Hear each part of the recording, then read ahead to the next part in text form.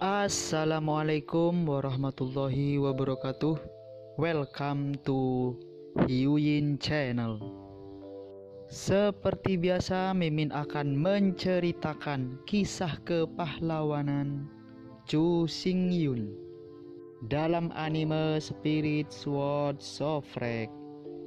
Selamat menyaksikan. Melihat Zhu Hengyu dengan tatapan kosong, Jin Xianer putus asa. Di alam 5 elemen terbalik ini, sekali hati ditusuk, sama sekali tidak mungkin untuk hidup. Air mata panas mengalir. Di bawah pedang Jin Xianer, keseimbangan Zhu Hengyu benar-benar hancur. Di bawah goyangan tubuhnya, dia ingin jatuh. Melihat adegan ini, Jin Xianer tidak peduli dengan hal lain. Hidupnya hanya tinggal beberapa lusin nafas saja. Tidak peduli berapa banyak kesalahan yang dia buat, semuanya sudah diselesaikan sekarang. Membuka lengannya, Jin Xianer memeluk tubuh Zhu Hengyu, dan berkata dengan patah hati, "Mengapa kamu tidak bersembunyi, mengapa?" Terletak di pelukan Jin Xianer, Zhu Hengyu tersenyum lemah. Dia sangat lemah. Dia tidak ingin menyembunyikan pedangnya sekarang. Entah dia sengaja atau tidak, dia memang menipu perasaan Jin Xianer. Hutang yang harus dibayar harus dilunasi. Mampu mati di tangan Jin Xianer sudah merupakan hasil terbaik yang bisa dipikirkan Zhu Hengyu. Saat ini, hati Zhu Hengyu telah benar-benar tertusuk. Awalnya, dia seharusnya tidak bisa menggerakkan jari kelingkingnya sekarang. Namun, di bawah pantulan cahaya, Zhu Hengyu memulihkan beberapa kekuatannya.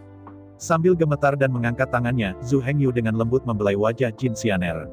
Sampai saat ini, penjelasan apapun tidak berguna dan tidak berarti. Dengan gemetar dan menyeka air mata Jin Xianer, Zhu Hengyu hanya bisa meminta maaf berulang kali. "Maaf, jangan menangis. Aku salah, maafkan aku. Aku sangat menyesal, maaf, jangan menangis. Maaf." Mendengar suara lemah Zhu Hengyu hingga batasnya, Jin Xianer hanya merasakan patah hati. Pria ini adalah pria favoritnya. Baginya, dia rela memberikan segalanya. Baginya, dia bahkan rela mati untuknya. Tapi ironisnya adalah, pria yang sangat dia cintai mati di tangannya. Dia membunuhnya dengan tangannya sendiri. Melihat ekspresi minta maaf Zhu Hengyu. Mendengarkan permintaan maaf Zhu Hengyu. Hati Jin Xianer akan hancur. Memegang Zhu Hengyu dengan erat, Jin Xianer menjadi gila. Mengapa, berpikir kembali sedikit demi sedikit dengan Zhu Hengyu. Dalam benak saya, adegan hubungan keduanya terus berkedip. Garis itu satu sama lain. Kata-kata manis itu terus berkedip di benak saya. Memegang Zhu Hengyu dengan erat, Jin Xianer berkata dengan sedih, mengapa kamu berbohong padaku?" Menghadapi pertanyaan Jin Xianer, Zhu Hengyu tersenyum lembut. Melihat Jin Xianer dengan tulus, Zhu Hengyu berkata dengan lemah, "Aku tidak pernah berpikir untuk menipu perasaanmu. Saya hanya ingin menggunakan Anda untuk menetapkan identitas saya." Petik 2. Berpikir kembali sedikit demi sedikit dengan Zhu Hengyu, Jin Xianer segera memilih untuk mempercayainya. Dengan identitas dan sudut pandang Zhu Hengyu, itu jelas merupakan pilihan terbaik baginya untuk melakukan itu. Apa yang dia lakukan memang pilihan terbaik. Selama Jin Xianer mengenali identitasnya, identitas Zhu Hengyu akan sepenuhnya terbentuk. Jin Xianer tidak meragukannya, jadi tidak ada orang lain yang akan meragukannya. Memikirkannya sekarang, setelah Zhu Hengyu menemukan bahwa dia tampak sedikit terharu. Sangat menentukan, mereka memutuskan hubungan mereka. Mengatakan kalimat itu, dia tidak akan pernah melupakan ayat itu. "Aku mencintaimu, tapi itu tidak ada hubungannya denganmu. Dia hanya milik hatiku. Anda tidak perlu khawatir tentang kesedihan saya." Kata-kata orang lain sudah sangat jelas. Apakah aku mencintaimu atau tidak ada hubungannya denganmu. Dia hanya milikku. Anda tidak perlu khawatir tentang kesedihan saya. Dari titik ini saja, kita bisa yakin. Zhu Hengyu benar-benar hanya ingin meminjamkan identitas aslinya. Tidak pernah terpikir untuk menipunya, apalagi mempermainkan perasaannya. Siapa sangka dia yang begitu membenci Jintai, dengan begitu mudahnya, akan tersentuh olehnya. Jangan katakan Zhu Hengyu tidak bisa memikirkannya. Bahkan Jin Xianer sendiri tidak mengharapkannya. Zhu Hengyu memang menipunya. Tetapi untuk mengatakan bahwa dia mempermainkan perasaannya, itu terlalu berlebihan. Berpikir hati-hati tentang hubungan antara keduanya, dia selalu bersikap lembut dan lembut. Tidak peduli bagaimana dia bermain dengan genit, dia akan merawatnya dengan senyuman dan memanjakannya. Setiap menit dan setiap detik bersamanya, dia seperti mencelupkan madu. Bahkan, ketika dia dalam keputusasaan, dia dengan tegas menyerahkan hidupnya, hanya untuk membuatnya tetap hidup. Untuk menyelamatkannya, dia dengan tegas pergi ke kematian. Dan, benar-benar mati di hadapannya. Jika bukan karena dia menyelamatkannya secara pribadi, dia akan bereinkarnasi dan diperbaiki sekarang. Apakah penipuan ini? Jika tidak ada yang membuktikan sesuatu, lalu apa yang bisa? Cinta adalah yang termurah dan paling tidak kredibel. Cinta sejati harus diartikan dengan tindakan praktis. Jelas, Zhu Hengyu telah menggunakan hidupnya untuk menafsirkan dan membuktikannya. Tapi sekarang, dia diguncang, diinterogasi, dan bahkan membunuhnya sendiri karena malu dan marah. Sampai sekarang, bahkan jika dia dibunuh olehnya secara pribadi, dia tetap tidak memiliki keluhan. Bahkan jika hanya ada beberapa lusin nafas kehidupan, dia masih peduli padanya di dalam hatinya. Saya khawatir dia terlalu tidak nyaman, terlalu sedih. Mengatakan maaf berulang kali, jangan menangis. Tapi dia tidak peduli sama sekali, dia sekarat. Apa yang bisa dia lakukan untuk membalas cinta seperti itu? Waktunya untuk sekarang. Fakta membuktikan bahwa dia tidak pernah terpikir untuk menipu perasaannya. Baginya, dia rela memberikan segalanya, dan sudah memberikannya. Bahkan jika dia akan mati, yang ada di hatinya hanyalah dia. Saya tidak ingin dia sedih atau sedih. Tapi tahukah Anda, dia membunuhnya dengan tangannya sendiri.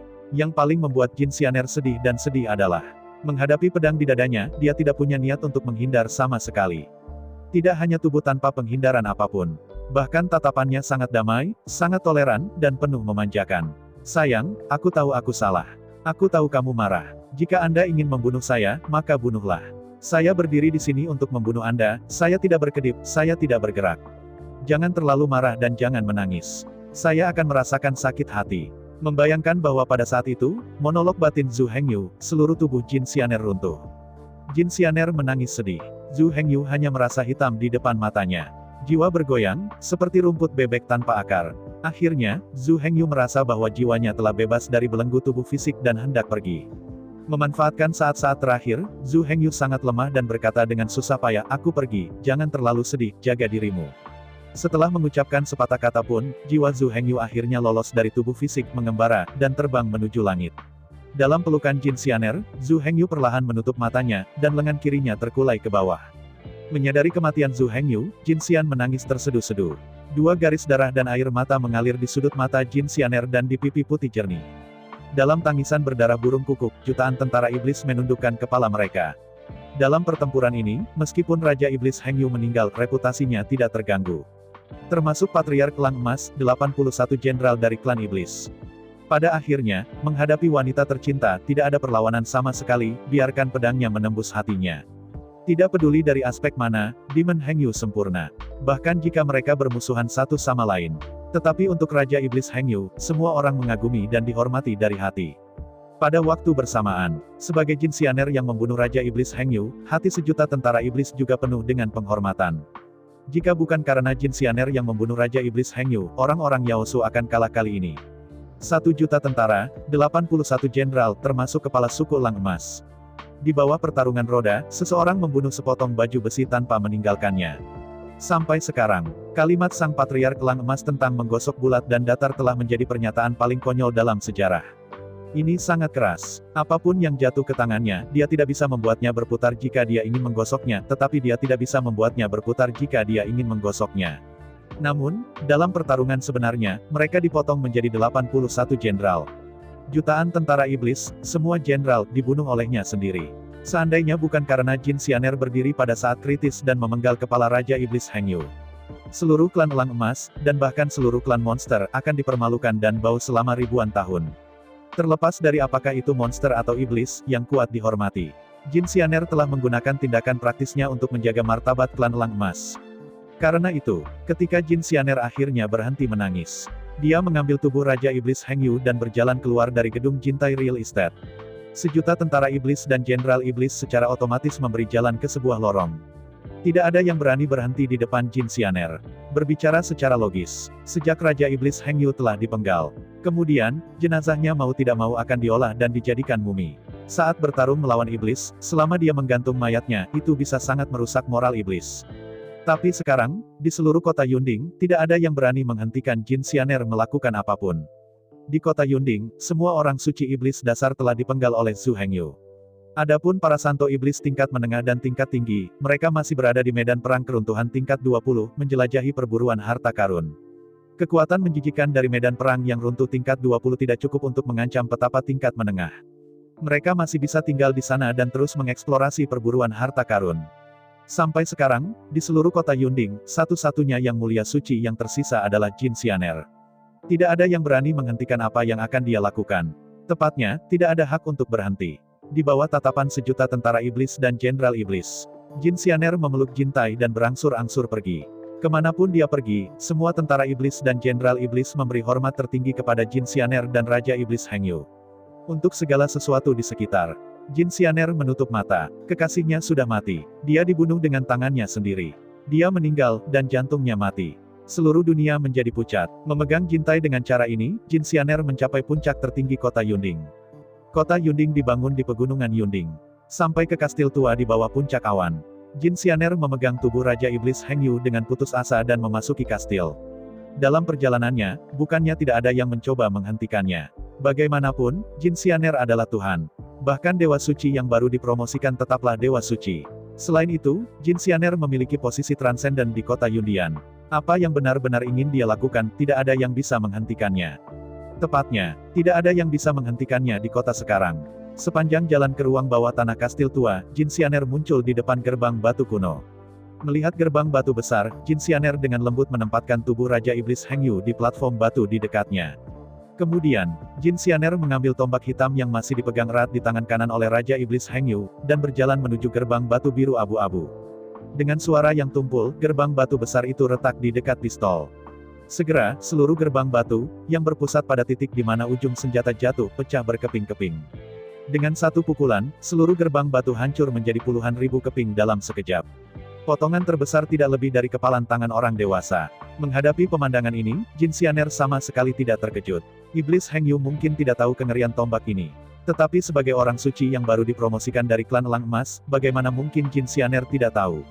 Tombak hitam ini adalah harta karun klan Elang Emas. Tidak ada yang tahu asal-muasal senjata panjang ini. Tetapi semua orang tahu bahwa ras monster belum terbentuk sejak zaman kuno. Mulai dari tahun pertama era kuno liar, ketika klan Elang Emas masih milik klan Feng. Tombak ini sudah menjadi harta karun klan Elang Emas. Bahkan di alam 5 elemen terbalik ini di mana semua hukum dan energi dilarang, tombak panjang ini masih bisa meledak dengan kekuatan yang tak tertandingi. Tidak ada substansi yang bisa menahan kekuatan tombak panjang ini. Tidak peduli apa senjata ajaibmu. Dengan satu tembakan, semuanya akan langsung hancur. Meskipun bahkan suku Golden Eagle tidak mengetahui asal-muasal senjata hitam ini, bahkan tiga leluhur kuno Zulong, Zufeng, dan Zukilin tidak dapat menghentikan kekuatan tembakan. Meski tidak akan terbunuh oleh Spike. Dalam sejarah klan Elang Emas ini, tiga leluhur kuno semuanya terpukul keras oleh senjata hitam ini. Momen paling menakjubkan dari tombak hitam ini masih berada di tangan elang berkepala 9 yang kacau balau. Suatu kali, tombak hitam ini adalah senjata pertempuran utama dari elang berkepala 9 yang kacau balau. Dengan tombak hitam panjang inilah pahatan berkepala 9 yang kacau memaksa naga leluhur, Phoenix leluhur, dan Kilin, dan menjadi penguasa tak terkalahkan di tahun pertama Gurun kuno. Di era itu, elang berkepala 9 yang kacau identik dengan tak terkalahkan. Di puncak pertempuran, elang berkepala 9 yang kacau memegang tombak hitam. Dalam pertandingan 1/5, pada saat yang sama bertempur melawan Dao Surgawi, Dewa Ibu Bumi, dan tiga leluhur kuno. Selama pertempuran itu, tiga leluhur kuno terluka parah dan sekarat. Di bawah pertempuran itu, jalan surga dikalahkan dan dihancurkan dan tidak lengkap. Di bawah pertempuran itu, bumi dihancurkan dengan lubang dan jurang. Dan semua ini disebabkan oleh tombak hitam ini. Oleh karena itu, di klan Elang Emas, tombak panjang hitam ini disebut tombak pembunuh dewa. Setelah menghancurkan gerbang batu biru abu-abu dengan satu pukulan, Jin Xianer berbalik, kembali ke platform batu, mengambil tubuh Raja Iblis Heng Yu, berbalik dan berjalan ke pintu yang rusak. Melangkah ke pintu, Jin Xianer berbalik, dan ekor tombak hitam itu ditarik kuat-kuat pada suatu mekanisme. Saat mekanismenya ditekan, gerbang batu tebal turun dari atas. Ditemani oleh Jin Xianer sepanjang perjalanan. Gerbang batu satu demi satu jatuh satu demi satu. 72 gerbang batu berturut-turut menutup seluruh bagian itu. Jelas, Jin Xianer tidak berencana untuk kembali kali ini. Memegang mayat Raja Iblis Yoko, Jin Xianer berjalan di sepanjang jalan. Saya tidak tahu berapa lama. Suhu sekitar mulai menurun secara bertahap. Warna-warna pada dinding sekitarnya juga berubah dari biru abu-abu menjadi 5 warna, biru, kuning, merah, putih, dan hitam. Akhirnya, ketika Jin Xianer akhirnya berhenti, sebuah aula gua berwarna-warni muncul di depannya. Bebatuan di dinding aula gua berwarna-warni. Seluruh aula gua dipenuhi kabut warna-warni. Berjalanlah dengan lembut ke tengah gua. Jin Xianer menempatkan tubuh Raja Iblis Heng Yu di atas altar bundar di tengah aula gua. Saat ini, Raja Iblis Heng Yu sudah mati. Semua energi telah hilang. Tidak ada lagi perlawanan sedikit pun terhadap serangan eksternal. Melihat Zhu Heng Yu di platform batu dengan acuh tak acuh, Jin Xianer tersenyum pedih. Terlahir untuk menjadi sama seperti peti mati, tetapi juga untuk mati. Karena dia membunuhnya secara pribadi, dia akan diberikan nyawanya. Bagaimana dia bisa hidup sendiri ketika dia mati? Pada hari itu, untuk menyelamatkan Zhu Hengyu, Jin Xianer telah menandatangani kontrak simbiosis dengannya. Dia sudah mati, dan dia juga tidak bisa hidup. Di alam 5 elemen terbalik ini yang melarang semua hukum dan energi, dia mungkin masih hidup untuk sementara waktu. Tapi begitu dia pergi dari sini, dia pasti akan mati seketika. Apalagi, Jin Xianer tidak berniat untuk terus hidup. Dia pergi, dan seluruh dunia kehilangan maknanya. Dengan desahan lembut, Jin Xianer berbaring. Terletak di pelukan Zhu Hengyu, Jin Xianer perlahan menutup matanya. Suara lembut ruoyu. Di tubuh Zhu Hengyu dan Jin Xianer, es misterius berwarna-warni secara bertahap mengembun. Seiring berjalannya waktu, setiap menit dan setiap detik, lapisan es misterius berwarna-warni terus mengembun di tubuh mereka. Peti mati es yang terbuat dari es misterius berwarna-warni menutupi mereka berdua. Melalui es misterius berwarna-warni yang transparan, samar-samar Anda dapat melihat Raja Iblis Hengyu dan Tuan Jin Xianer. Melihatnya, mereka sepertinya tertidur. Pikiran spiritual Zhu Hengyu bergoyang dan terbang menuju langit. Seiring waktu berlalu, pikiran ilahi Zhu Hengyu berangsur-angsur menghilang dan bergabung ke dunia. Di sisi lain, di medan perang tingkat 20 runtuh, di Gua Tulang Hantu. Tubuh kambing ajaib Zhu Hengyu menyemburkan darah. Saat pikiran ilahi benar-benar hilang, jiwa Zhu Hengyu juga terluka parah. Seteguk darah menyembur keluar, menodai tanah di depannya dengan warna merah darah. Dengan senyum tragis, Zhu Hengyu tertawa sedih. Meski tidak keluar dari niat aslinya, pada akhirnya ia tetap melukai Jin Xianer. Untungnya, meskipun tubuh Dharma Elang Emas telah mati, Zhu Hengyu hanya kehilangan pikiran dewa. Kristal hantu terus diperbaiki, dan akan segera sembuh. Selama orang-orang masih hidup, ada harapan untuk segalanya. Tidak peduli berapa banyak Anda berhutang, Anda dapat menemukan peluang untuk membayar kembali di masa depan. Pada saat ini, apa yang ditempatkan di depan Zhu Hengyu adalah untuk meningkatkan kekuatannya sesegera mungkin. Jika tidak, bahkan jika dia berniat untuk membayar kembali, kekuatannya tidak diperbolehkan. Setelah menyeka darah dari sudut mulutnya, Zhu Hengyu melayang menuju White Bone Hole di bawah asap mematikan. Selanjutnya, dia ingin meningkatkan kekuatannya dengan kecepatan penuh. Belum lagi, bagaimana Zhu Hengyu melakukan yang terbaik untuk membersihkan Gua Netherbone. Sisi lain, pada saat yang sama Zhu Hengyu bertarung melawan 81 jenderal dari klan monster. Li Yun menuruti perintah Zhu Hengyu dan bergegas ke markas Akademi Jinggong dan mengeluarkan serangkaian perintah. Selanjutnya, lebih dari 3.000 anggota suku Chuanshan di markas Akademi Jinggong segera mengambil tindakan. Mereka bergegas ke 3.000 sekolah Jinggong, dan mengirim lebih dari 33 juta elit muda suku Chuanshan ke kota bawah tanah melalui deretan teleportasi di setiap kota. Awalnya, semua ini bisa dicegah. Namun nyatanya, Yao Su terlambat menerima kabar tersebut. Tidak ada waktu untuk penerapan penuh. Apalagi Yao Su juga punya kekhawatiran tersendiri. Mereka tidak tahu berapa banyak mata-mata yang telah dikuburkan oleh Raja Iblis Hengyu. Setelah Yao Su bertindak gegabah dan membuat khawatir penjaga di bawah komando Raja Iblis Hengyu, satu kecelakaan menyebabkan Raja Iblis Hengyu melarikan diri. Untuk menjaga rahasia sebanyak mungkin, di seluruh klan Elang Emas, hanya 81 jenderal yang tahu ini. Kecuali 81 jenderal, bahkan jutaan tentara iblis tidak tahu mengapa mereka berkumpul dari kota-kota besar. Bisa dikatakan, untuk memastikan penangkapan Raja Iblis Hengyu, langkah-langkah kerahasiaan telah dicapai secara ekstrim. Tapi karena ini, Yao Su tidak berani menyelidiki Raja Iblis Hengyu terlalu banyak. Sebelum Zhu Hengyu kembali, dia tidak berani menyetrum ular itu. Sebelum 1 juta tentara mengepung Real Estate Jintai. Semua karyawan Jintai Real Estate, dan semua instruktur dan siswa Akademi Jinggong tidak diketahui. Waktunya untuk sekarang. Dengan Raja Iblis Hengyu tewas, perpindahan siswa dari Akademi Jinggong pasti akan dihentikan.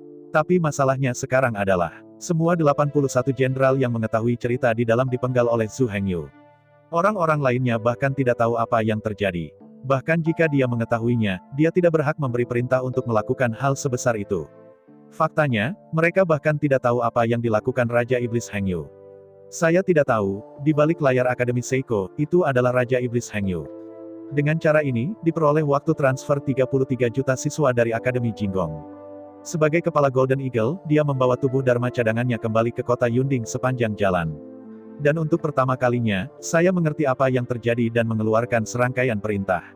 Ketika pasukan monster akhirnya mencapai kota-kota besar melalui susunan teleportasi, mencoba memblokir Akademi Jinggong. 3.000 sekolah Jinggong sudah kosong. Pengajar dari 3.000 Akademi Jinggong dan lebih dari 30 juta siswa telah menyelesaikan transfer. Li Yun, yang menerima berita itu, juga memasuki ruang bawah tanah bersama para siswa. Untuk mengetahui, untuk mencegah masalah dan mencegahnya terjadi, lautan pengetahuan Li Yun telah ditanami ular. Bagi Zhu Hengyu, Li Yun memiliki kesetiaan mutlak. Sekarang dia tahu identitas Zhu Hengyu, dia secara alami tidak akan tinggal dan menunggu kematian. Asli, hanya 30 juta siswa yang dipindahkan kali ini. Tetapi sekarang saya tahu bahwa tidak mungkin untuk kembali lagi. Li Yun bertindak tegas dan menyingkirkan semua mentor dari 3.000 Akademi Jinggong dan pengrajin elit dari klan Chuanshan. Meskipun mereka memiliki berbagai macam kekhawatiran, pada kenyataannya, mereka tidak bisa pergi untuk waktu yang lama, tetapi sekarang, Li Yun tidak bisa mengurus begitu banyak. Dia baru saja menemukan alasan dan menipu semua orang untuk melakukannya. Mengenai masa depan, tidak ada kata terlambat untuk membicarakan masa depan. Bagaimanapun, selama Raja Iblis Hengyu mendapat manfaat, dia akan melakukannya. Adapun ide-ide dari pengrajin Chuanshan, dia tidak ingin terlalu memperhatikannya. Orang-orang seperti ini, meskipun mereka tidak dapat memikirkannya untuk sementara waktu. Namun seiring waktu, cepat atau lambat Anda akan beradaptasi. Menghadapi informasi yang datang dari bawah, Patriark Kelang Emas itu sangat marah sehingga jenggotnya melengkung. Meskipun Raja Iblis Hengyu meninggal, dia mati di tangan wanitanya sendiri tanpa perlawanan apapun. Bagi Raja Iblis Hengyu, ini bukan hanya kehilangan prestise, tapi juga penuh dengan kesopanan.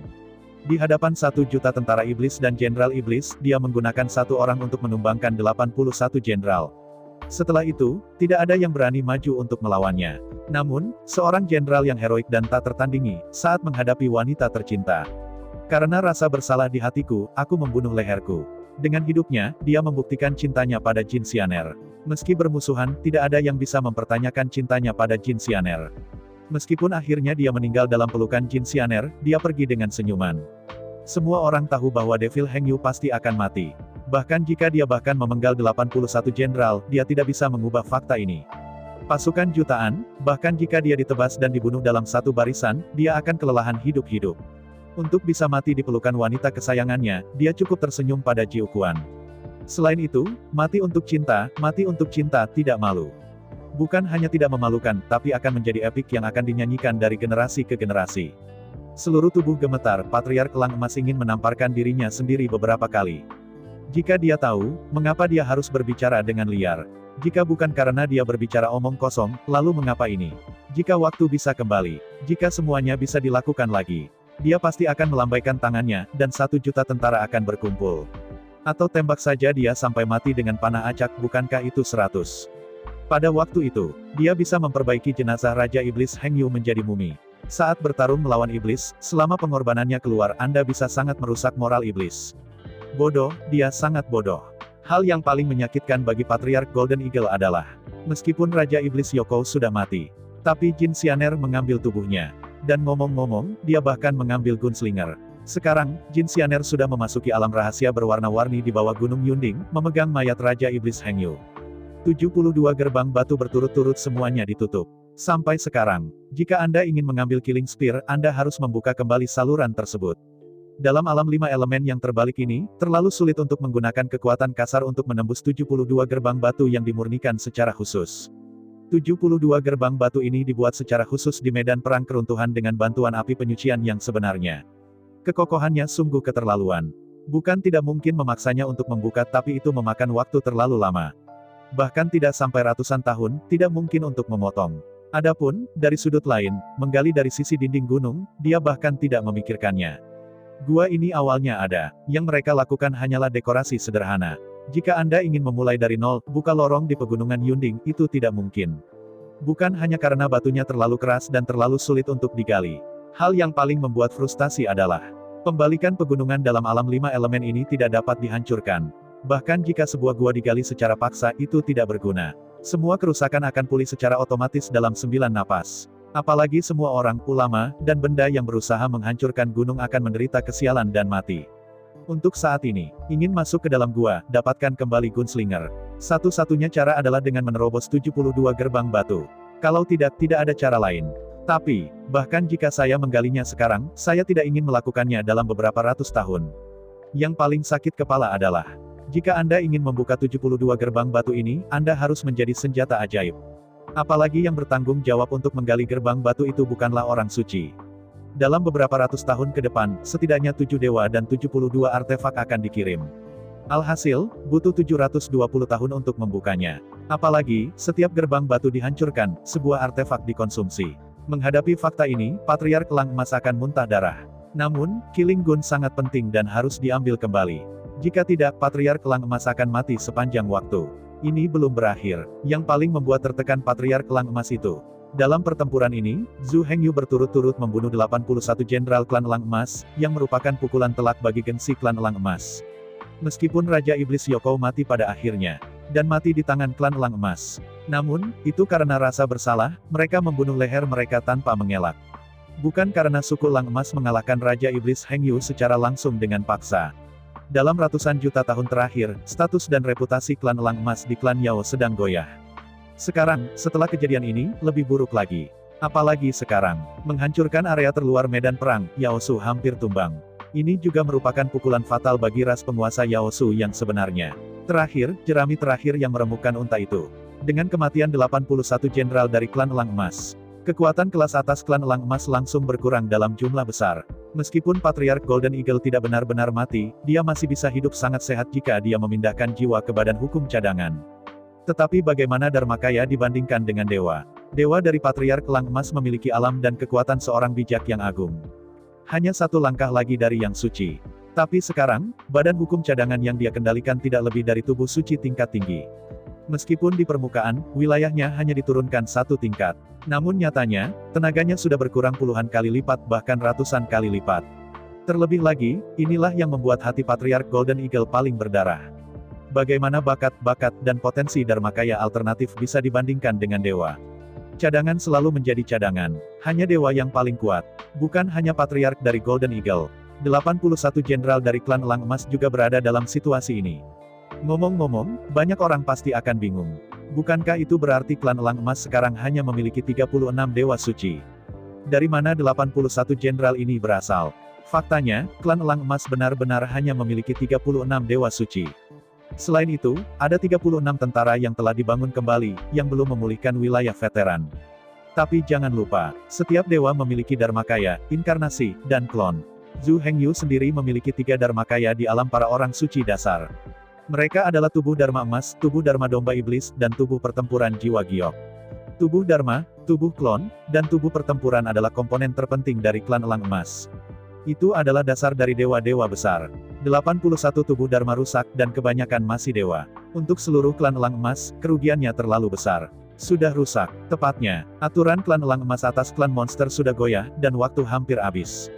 Saat ini, di dalam seluruh Yaosu, gelombang gelap melonjak. Aturan mutlak klan Elang Emas atas klan monster sejak hari klan monster lahir akan segera berakhir. Waktu berlalu, dan 17 tahun telah berlalu dalam sekejap mata. Dalam 17 tahun, seluruh medan perang runtuh, yang bisa digambarkan sebagai pergolakan. Yang pertama adalah meruntuhkan area luar medan perang. Dengan perang yang diluncurkan oleh Yinlinger, seluruh area luar dari medan perang yang runtuh, serta area tengah, telah hancur total. Penduduk aslinya triliunan, tapi sekarang tinggal puluhan juta orang lagi. Alasan mengapa ras iblis telah menghasilkan pertempuran yang bermanfaat tidak sepenuhnya karena kekuatan dan pujian dari ras iblis. Faktanya, 80% kredit untuk pertempuran ini adalah milik Yinlinger. Dalam beberapa ratus tahun terakhir, industri berat Ice Demon di Pulau Qingniu telah berkembang beberapa kali. Hingga saat ini sudah berdiri 300 galangan kapal. 300 galangan kapal, yang masing-masing bertanggung jawab atas pemeliharaan, perbaikan, dan pemeliharaan 10 kapal perang baja. Sebanyak 3.000 kapal perang baja paduan dapat dikatakan berada di segala arah. Ditambah dengan meriam ajaib penembak ajaib, ia memiliki keunggulan daya tembak yang mutlak. Meskipun kekuatan keseluruhan dari Mozu tidak kuat, itu jelas merupakan perahu yang kuat di laut. Dengan bantuan kapal perang baja dan meriam ajaib, Yinlinger benar-benar mendominasi dunia hanya dalam 30 tahun. Selama seluruh pertempuran laut, 30.000 penembak serigala ajaib, menggerakkan meriam ajaib, dan membom mereka dengan kekuatan sihir, dapat digambarkan sebagai membunuh musuh yang tak terhitung jumlahnya. Dan 30.000 laut pengetahuan pemanah serigala iblis ditanami dengan ular Xin Luo Yin. Setiap kali Anda membunuh musuh, Anda akan menarik sejumlah besar kekuatan jiwa. Di bawah menelan dan penyerapan ular Xin Luo Yin, kekuatan jiwa ini diubah menjadi kekuatan Xin Luo. Tentu saja, hanya mengandalkan 3.000 kapal perang baja saja tidak cukup untuk benar-benar mendominasi dunia. Selain 3.000 kapal perang baja, Zhu Hengyu memiliki 3.000 kapal perang yang berduka di area luar medan perang yang runtuh. 3.000 kapal perang baja, ditambah 3.000 kapal perang dendam, ditambah puluhan ribu kapal perang berbaju besi membentuk armada angkatan laut klan domba iblis yang tak terkalahkan. Menghadapi klan kambing iblis, perang skala penuh. Gerbang abadi naga, Phoenix, iblis, dan bintang tidak mungkin untuk tidak ditolak. Tetapi saya harus mengatakan bahwa 4 kekuatan utama sudah terlalu lama agung. Dalam hati saya, dia tidak menganggap serius iblis. Jika 4 kekuatan utama membentuk koalisi di tempat pertama, iblis tidak dapat membuat banyak suara. Tetapi 4 kekuatan utama tidak memperhatikan angkatan laut iblis sama sekali. Itu hanya iblis, yang malu meminta bantuan kekuatan lain. Oleh karena itu, 4 kekuatan utama awalnya menggunakan kekuatan mereka sendiri untuk melawan angkatan laut para iblis. Dengan cara ini, taktik pengisian bahan bakar terbentuk. Anda tahu, untuk kapal perang baja dan kapal perang dendam, yang paling ditakuti adalah kekuatan besar yang terdiri dari para master. Setelah 4 kekuatan utama bersatu, tentara yang cukup kuat akan dibentuk. Itu benar-benar bisa mendarat di kapal perang baja dan kapal perang yang berduka. Tidak peduli seberapa kuat kapal perang baja itu, jika prajurit angkatan laut yang mengemudikan kapal perang baja itu mati, itu hanyalah tumpukan besi tua. Hal yang sama berlaku untuk Grudge Battleship. Di masa-masa awal, kekuatan kapal perang dendam tidak besar. Penyihir dendam dan panglima perang dendam juga sangat terbatas. Tidak bisa menahan pasukan S4 kekuatan utama. Tapi, 4 kekuatan utama salah memilih taktik menambah bahan bakar, yang membuka jalan bagi kekalahan mereka. Di bawah taktik penambahan bahan bakar, keempat pasukan utama terus membentuk armada untuk melawan Demon Navy. Dengan pembunuhan yang terus-menerus, kapal perang yang berduka, dan kekuatan dari 30.000 penembak serigala ajaib, itu dapat digambarkan sebagai kemajuan pesat. Kekuatan 3.000 kapal perang yang berduka juga meningkat pesat. Ketika keempat kekuatan besar melihat keadaan kurang baik, mereka akhirnya mulai membentuk koalisi. Di atas 3.000 kapal perang dendam, 300 juta prajurit dendam telah meningkatkan kekuatan mereka dengan pembunuhan panik. Jika Zhu Hengyu berada di area luar dari medan perang yang runtuh. Ketika segala sesuatunya ada di sini, pasti sudah waktunya untuk mundur. Tapi kuncinya sekarang adalah Zhu Hengyu bahkan tidak tahu apa yang terjadi di sini. Segala sesuatu di sini sepenuhnya bertanggung jawab oleh Yinlinger. Yinlinger tidak lain adalah intisari dari tumbuhan dan pohon, sama sekali bukan manusia, dan tidak memiliki perasaan kebaikan atau kasih sayang. Dengan pembentukan 4 kekuatan utama, Yinlinger mengirim 3.000 kapal perang baja untuk menahan pasukan koalisi 4 etnis. Dan 3.000 kapal perang pengaduan mendarat dari berbagai lokasi di sepanjang pantai, melancarkan serangan putus asa di daerah pangkalan dari 4 kekuatan utama. Seperti yang diketahui Zhou, target yang terbunuh oleh kapal perang dendam akan diubah menjadi prajurit dendam. Ketika Elite Forces of the Four Nations akhirnya dibentuk, 3.000 kapal perang dendam, yang masing-masing memiliki 180.000 dendam. Total lebih dari 300 juta pejuang yang berduka mendarat di 3.000 pantai di sepanjang pantai. Tidak ada yang bisa dijelaskan dalam pertempuran berikutnya. Jika dikatakan bahwa Yinlinger masih sedikit manusiawi dan emosional. Kemudian, panglima perang yang berduka adalah eksistensi yang tujuannya adalah untuk membunuh. Mereka dipenuhi dengan keluhan yang tidak ada habisnya, dan secara naluriah mereka akan menghancurkan semua makhluk hidup. Kemanapun sang panglima perang dendam, apalagi para biarawan dan orang-orang dari semua ras. Tidak ada seekor anjing atau ayam pun yang tersisa. Bahkan rerumputan hijau dan hutan tempat pasukan yang berduka melintas langsung hangus. Di lautan pengetahuan 3.000 guru Grimm, Yinlinger juga telah menanam ular Xin Luo Yin. Karena itu, setiap kehidupan yang sekarat di tangan tentara yang berduka akan diubah menjadi kekuatan hutan dan kekuatan api penyucian. Ini juga alasan mengapa Zhu Hengyu memiliki kekuatan Shen Luo dan kekuatan api penyucian. Mengerikan sekali menyalahkan tentara. Semua makhluk yang mati di tangan Grudge Warlord akan diubah menjadi Grudge Warlord. Perang dendam ini tidak hanya akan kuat. Selain itu, harus dibunuh 3 kali berturut-turut sebelum dapat dibunuh sepenuhnya. Dan, setiap kali Grievance Warlord terbunuh, jejak keluhan akan muncul. Ini seperti bola salju. Dimanapun panglima perang dendam lewat, semua makhluk dibunuh dan diubah menjadi panglima perang dendam baru. Saat ini, tuan dari 4 kekuatan utama semuanya telah bergabung dengan pasukan koalisi dan menghadapi armada baja iblis. Karena itu, tidak banyak master di kota-kota besar. Menghadapi pasukan keluhan yang luar biasa, mereka tidak bisa melawan. Hanya 3 bulan, pasukan 300 juta keluhan meningkat menjadi 300 miliar dengan kecepatan yang mengerikan. Beberapa orang mungkin berpikir bahwa ini berlebihan. Rata-rata, setiap panglima perang yang dendam membunuh ribuan makhluk. Namun nyatanya, akun tersebut tidak dihitung seperti itu. Setiap perang yang berduka akan membunuh satu target, dan tentara yang berduka telah meningkat dari 300 juta menjadi 600 juta. Tentara 600 juta keluhan, masing-masing membunuh satu target, dan itu menjadi 1,2 miliar. Dengan tumpukan ini, kecepatan pasukan penuduh meningkat terlalu cepat. Harus mengatakan, di bawah kendali jaringan jiwa Yinlinger. Semua tuan dari 4 kekuatan utama berada di bawah pengawasan. Tentara dendam harus menerima setiap serangan dan memenangkan setiap pertempuran. Untuk menyalahkan tentara, sebenarnya kekuatan individu tidak kuat. Begitu ada banyak master, sangat mungkin untuk membantai dendam ini. Ini seperti penindasan Zhu Hengyu terhadap prajurit kerangka itu. Karena kekuatan individu yang rendah, jumlahnya tidak lebih dari gulma. Bisa dipanen dalam batch, dan begitu pasukan keluhan dilenyapkan, saya khawatir akan sangat sulit untuk bangkit kembali. Beginilah tentara yang berduka. Yang paling ditakuti adalah pencekikan frontal pasukan S. Jika tidak ada kartu truf, maka pasukan pengaduan bisa menjadi tak terkalahkan dan tak terkalahkan berdasarkan keunggulan jumlahnya. Setelah jumlah tentara yang berduka telah terkumpul, kekuatan dendam juga akan meningkat secara bersamaan. Kekuatan tentara yang berduka meningkat secara alami. Bisa dikatakan, semakin banyak jumlah pasukan yang berduka, semakin kuat kekuatan individualnya. Di bawah kendali Yinlinger, tuan dari 4 kekuatan utama semuanya telah dipindahkan. Beberapa tuan yang tinggal di berbagai kota juga dikendalikan oleh Yinlinger bersama Shen Luo Yinsnake. Karena terlalu sedikit master yang tertinggal di kota-kota besar. Selain itu, Yinlinger mendapat bantuan dari guru dari semua iblis. Oleh karena itu, hampir semua penjaga dari 4 kekuatan besar ditanam oleh Yinlinger ke dalam ular Shen Luo Yin dan menjadi boneka Yinlinger. Dan 4 kekuatan utama, Gan Ning, yang memimpin 30.000 kapal perang baja, terlibat langsung. Saat ini, jika mereka berani membagi pasukan mereka, Gan Ning pasti akan mencegat dengan segala cara. Tapi sekarang, konspirasi yang dibuat oleh Yinlinger telah menjadi konspirasi. Pasukan kartu truf dari 4 kekuatan besar tidak bisa duduk diam dan melihat kampung halaman mereka dirampas. Setelah area pangkalan jatuh, apa yang akan terjadi bahkan jika perang dimenangkan? Jika Anda kehilangan area basis Anda kehilangan potensi pengembangan Anda. Biarpun pertarungan ini dimenangkan untuk sementara, tapi masa depan pasti akan dikalahkan. Pertempuran berikutnya sangat berdarah dan kejam. Di bawah perintah Gan Ning, 3.000 kapal perang baja, dan 30.000 kapal perang berbaju besi, dikepung sepenuhnya, dikejar dan dicegat.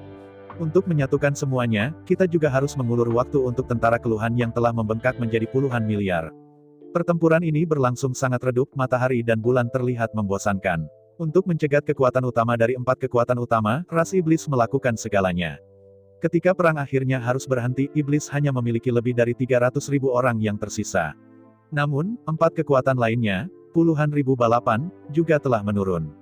Populasi aslinya triliunan, tetapi sekarang hanya tersisa lebih dari 10 juta. Adapun tentara dendam, pada saat yang paling kuat, itu telah berkembang ke skala 300 miliar. Namun pada akhirnya, ketika kekuatan utama dari 4 kekuatan besar akhirnya berhasil menerobos dan membunuh seluruhnya. Tentara pengaduan dengan jumlah total 300 miliar dipenggal dan dibunuh dalam waktu 3 tahun. Pada akhirnya, hanya 300 juta orang yang dapat kembali ke Battleship of Complan hidup-hidup. Di bawah pertempuran ini, kekuatan dan kekuatan semua ras hampir musnah. 4 kekuatan utama, ras utama, yang menimbun miliaran triliunan kekayaan, juga telah dijarah. Meski pada akhirnya, keempat pasukan itu berhasil mengalahkan pasukan dendam tersebut. Namun nyatanya, meski menang, mereka kalah. Setelah tentara yang berduka akhirnya dimusnahkan, yang tersisa bagi mereka hanyalah tembok yang hancur. Pada waktu bersamaan, setelah menelan dan menyerap lebih dari 3 triliun jiwa dan darah Roh Kudus, kekuatan Sun Luo dan kekuatan api penyucian juga secara resmi dipromosikan ke puncak ekaristi cahaya putih. Ketika ranah tubuh domba ajaib Dharma secara resmi menerobos ke dasar penguasa suci, kekuatan Sun Luo dan kekuatan Purgatori juga menembus belenggu dalam sekejap mencapai alam sage dasar. Dengan perubahan dramatis di area luar medan perang, membalikkan alam 5 elemen juga sangat terpengaruh. Kehancuran area luar medan perang, tetapi latar belakang kekuatan dan ras utama. Setelah area terluar dari medan perang runtuh sepenuhnya, pasukan dan ras utama telah kehilangan pasukan mereka yang kuat. Yang paling penting adalah, setelah kehilangan berbagai sumber daya di daerah pinggiran dari medan perang yang runtuh, perkembangan kekuatan dan ras utama terhenti. Sebelum, bahkan jika Anda tidak bisa mendapatkan berbagai sumber daya dari kota bawah tanah, pasukan dan ras utama juga bisa diperoleh dari area luar medan perang yang runtuh. Tapi sekarang, tambang utama di area luar dari medan perang yang runtuh telah rusak. Semua penambang juga dipenggal. Seluruh area terluar dari medan perang yang runtuh memiliki total populasi hanya lebih dari 10 juta. Selain itu, hanya sedikit dari orang-orang ini yang menjadi penambang. Jika mereka terpaksa menambang, siapa yang akan melakukan yang lainnya? Pertanyaannya sekarang adalah, sebuah kekuatan, sebuah ras ingin terus berkembang. Terlalu banyak bahan dan sumber yang dibutuhkan. Ini bukan hanya jumlahnya, tetapi juga ragamnya. Tanpa pengrajin dengan lebih dari puluhan miliar, tidak mungkin memenuhi kebutuhan kekuatan dan ras utama. Setan telah memenangkan kemenangan besar. Tidak mungkin bagi mereka untuk duduk dan menonton kebangkitan kekuatan besar. Meskipun, para iblis juga menderita banyak korban dan berada di ambang kepunahan. Tapi pasukan 300 juta keluhan masih hidup. 300.000 pasukan iblis yang tersisa semuanya adalah master di atas iblis. Yang paling membuat pusing semua orang adalah, Setan secara diam-diam mengendalikan sejumlah besar mata-mata. Biasanya orang-orang ini adalah saudara kandung, bahkan saudara laki-laki dan perempuan. Tapi Anda tidak tahu kapan mereka akan menusuk hati Anda dengan pisau dari belakang Anda. Menghadapi situasi ini, bukan hanya Yaosu saja yang mengalami kekacauan. Gerbang Naga, Phoenix, dan Bintang Abadi semuanya kacau balau. Gejolak ras lain, belum lagi. Di pihak Yaosu, klan Elang Emas menderita celaan yang belum pernah terjadi sebelumnya. Sebelum pertempuran ini, Yaosu sedang dalam ayunan penuh. Pada saat yang sama bertarung dengan Feng Clan, Star Fairy Gate, dan Demon Clan. Setiap garis pertempuran diperjuangkan dengan keras. Namun nyatanya, alasan mengapa perang ini membuahkan hasil seperti itu. Yaosu memikul tanggung jawab terbesar. Jika bukan karena miliaran monster, pasukan keluhan akan menumpuk dengan cepat. Tidak akan ada bencana sama sekali. Melalui pembantaian tentara monster itulah kapal perang Groot mengubah 300 juta Groot Warlord. Dan 300 juta prajurit kutukan inilah yang menyebabkan bencana ini. Untuk 4 kekuatan utama, ras iblis setara dengan meminjam 300 juta tentara ras iblis. Pasukan 300 juta inilah yang secara bertahap berkembang menjadi 300 miliar dan menyapu seluruh dunia. Bencana seperti itu, tentu saja harus disalahkan. Setelah menyelidiki dan mempelajari 4 kekuatan besar, pot ini harus dibawa oleh ras monster. Panci Yaosu hanya dapat dibawa oleh Golden Eagles. Itu sebelum. Tidak mungkin bagi Golden Eagles untuk menyerahkan hak mereka dengan mudah. Namun, klan Elang Emas benar-benar terlalu lemah sekarang. Dari 72 orang suci dari klan Elang Emas, 36 sedang dibangun kembali sebagai tentara. Untuk saat ini, mereka bahkan tidak mencapai ekaristi cahaya putih. Masih panjang jalan yang harus ditempuh jika ingin memulihkan diri ke dasar suci. 36 bangsawan ini terbunuh dalam pertempuran untuk kepentingan ras monster. Tapi di dalam Yaosu, ras lain, terutama suku Gosok dan Griffon tidak akan mengasihani mereka. Klan Elang Emas memerintah terlalu lama. Giliran mereka untuk mengambil alih kekuasaan. Jika ini masalahnya, klan Elang Emas benar-benar dapat melawan dan menekan. Namun, dalam pertempuran melawan Raja Iblis Hengyu, klan Elang Emas kalah terlalu banyak. 81 Dharmakaya hilang, lebih dari 20 diantaranya adalah dewa. Kerugian ini hampir tak ada habisnya. Jika Zhu Hengyu hanya memiliki tubuh Dharma emas yang tersisa. Tanyakan saja, latar belakang dan potensi seperti apa yang dimiliki Zhu Hengyu. Hilangnya 81 tubuh Dharma menguras habis semua warisan klan Elang Emas. Awalnya, klan Elang Emas telah kehilangan 36 bangsawan. Sekarang, dewa yang ada telah kehilangan banyak tubuh Dharma. Karena klan Elang Emas bertanggung jawab atas klan monster, ia harus berkontribusi ke klan monster. Dapat dikatakan telah mendedikasikan dirinya sampai mati. Orang bijak dari suku Elang Emas awalnya memiliki banyak Dharmakaya. Namun, dalam pertempuran bertahun-tahun, beberapa akan selalu kalah. Orang-orang suci iblis dari klan Elang Emas, tidak peduli di mana sesuatu terjadi, dimanapun terjadi kesalahan, mereka harus segera mengirim badan hukum untuk membantu. Santo Iblis Elang Emas Jinyu, badan hukumnya, duduk di kota bawah tanah. Akibatnya, Zhu Hengyu datang untuk merekrut bagian bawah wajan, dan Li Daitao menjadi kaku. Avatar dari Golden Eagle Demon Saint dibawa pergi secara langsung. Hal yang paling menyedihkan adalah, ini sudah menjadi Dharmakaya ketujuh yang hilang dari Jinyu. Semakin besar kemampuannya, semakin besar tanggung jawabnya. Karena klan Elang Emas bertanggung jawab atas klan monster, dibutuhkan pengorbanan dan dedikasi untuk klan monster. Sampai sekarang, meskipun para santo iblis dari klan Elang Emas masih memiliki banyak klon dan Dharmakaya, rata-rata, setidaknya ada 3 klon atau Dharmakaya pada setiap orang. Namun, dibandingkan dengan suku Griffin dan suku Gosok, mereka memiliki 7 atau 8 klon atau Dharmakaya. Dan, yang paling serius adalah, sekarang suku Griffin dan suku Gosok, serta kelompok utama suku monster, telah bersatu. Memaksa Golden Eagles menyerahkan haknya. Sekarang klan Elang Emas telah membawa kambing hitam ini, ia tidak dapat terus mencintai posisi kekuasaan. Di bawah masalah internal dan eksternal, klan Elang Emas benar-benar tidak berkelanjutan. Meskipun dia tidak ingin melepaskan otoritasnya, dia tidak bisa melawan. Yang paling penting adalah, tuan pertama klan Elang Emas, kepala keluarga Elang Emas, dibawa pergi oleh Jin Xianer. Tanpa Gundam, Patriark Elang Emas tidak lagi menjadi tuan nomor 1 dari klan Elang Emas. Di dalam seluruh klan monster, kekuatannya tidak lagi berada di 10 besar. Kepala keluarga Elang Emas kehilangan pistol pembunuhan. Tetapi biksu Yaosu lainnya tidak kehilangan senjata utama mereka. Dalam keadaan tersebut, Patriark Elang Emas, Jin Seng, bukan lagi master nomor 1 dari klan Elang Emas. Bahkan bukan master nomor 1 klan Elang Emas, tentu saja tidak mungkin menjadi tuan nomor 1 klan Yao. Dalam menghadapi masalah internal dan eksternal, Patriark Elang Emas harus menyerah meskipun sangat tidak mau. Yang disebut mereka yang tahu urusan saat ini tampan. Disebut juga demikian, tinggal di perbukitan hijau tidak takut tidak punya kayu bakar. Jika Anda terus bertahan, klan Elang Emas hanya akan berubah dari buruk menjadi lebih buruk. Jika salah satu tidak baik, itu dapat menyebabkan kegagalan untuk kembali. Dalam keputusasaan, klan Elang Emas menyerahkan kekuatan klan Yao. Kemampuan hebat klan Elang Emas juga mengundurkan diri satu demi satu, menyerahkan hak mereka. Mulai saat ini, klan Elang Emas meninggalkan puncak kekuatan klan Yao. Kekuatan klan monster dikendalikan oleh klan Gosok dan klan Griffin. Di antara mereka, suku Gosok berkuasa dan suku Griffin mengendalikan militer. Klan Elang Emas menyusut memulihkan diri. Selama ribuan tahun yang akan datang, Elang Emas harus tetap rendah hati. Setelah pensiun dari puncak kekuasaan, pasti akan ada kekurangan berbagai sumber daya suku Elang Emas. Namun, sekarang tidak mungkin. Bahkan jika Golden Eagles masih duduk di puncak kekuasaan, sumber daya pasti akan terbatas. Dengan runtuhnya area luar dari medan perang yang runtuh, kekurangan sumber daya tidak bisa dihindari. Terlepas dari apakah klan Elang Emas berkuasa, situasi ini tidak akan berubah. Belum lagi bagaimana perubahan internal Yaosu. Belum lagi bagaimana klan Elang Emas berhenti dari puncak kekuatan klan Yao dan mulai memulihkan diri. Sisi lain, butuh 17 tahun penuh. Zhu Hengyu akhirnya memusnahkan 3.000 gua tulang hantu. Saya tidak tahu apakah itu kebetulan atau takdir. Atau mungkin, setelah 3.000 gua tulang neter dibersihkan ini pasti hasilnya. Setelah membersihkan 3.000 gua tulang hantu, Zhu Hengyu mengumpulkan satu set lengkap setelan neter. Termasuk neter bone banner, neter crown, dan neter boots, total ada 9 set. Seluruh rangkaian kostum neter, dengan bendera tulang neter sebagai intinya, membangun seluruh rangkaian sistem pertarungan. Seluruh rangkaian pakaian neter dapat meningkatkan kekuatan sihir neter sebanyak 9 kali lipat. Selain itu, 9 lapisan neter shield dapat ditumpuk di luar tubuh. Perlu disebutkan bahwa, setelan neter, peningkatan kekuatan sihir neter, adalah atribut setelan. Secara khusus, ini untuk meningkatkan konsentrasi udara mati dan korosivitasnya 9 kali lipat.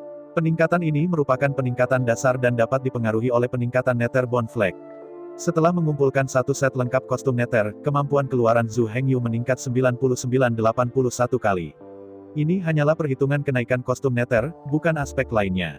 Dengan kata lain, jika 17 tahun yang lalu, neter suite ini diberikan kepada Zhu Hengyu. Setelah dilengkapi dengan satu set lengkap neter suite, kekuatan Zhu Hengyu meningkat 81 kali lipat. Bahkan jika dibandingkan dengan Jin Xianer, itu tidak terlalu berlebihan. Sekarang, 17 tahun telah berlalu. Dalam 17 tahun, karena keberadaan ular itu, Zhu Hengyu dapat menyempurnakan 3.000 string hukum pada saat yang bersamaan. Dalam 17 tahun terakhir, Zhu Hengyu telah mampu menyempurnakan 3.000 string hukum setiap tahun. Di bawah kendali 3.000 dosa ular Luoyin, hanya perlu 3 jam untuk merajut 3.000 tali hukum menjadi jubah surgawi yang mulus. Hari ini, 17 tahun kemudian, Zhu Hengyu secara berturut-turut telah menyempurnakan 17 kumpulan rangkaian hukum. Sebanyak 17 lapis pakaian surgawi mulus ditenun. Seperti yang kita semua tahu, untaian hukum pemurnian dan kimia, yang ditenun menjadi jubah surgawi yang mulus, adalah simbol dari orang suci tingkat menengah. Oleh karena itu, hanya butuh 17 tahun Zhu Hengyu untuk maju dari suci dasar ke suci menengah. Saya ucapkan banyak terima kasih kepada teman-teman yang telah menonton video yang saya tampilkan. Untuk video selanjutnya bisa standby di channel ini. Terima kasih.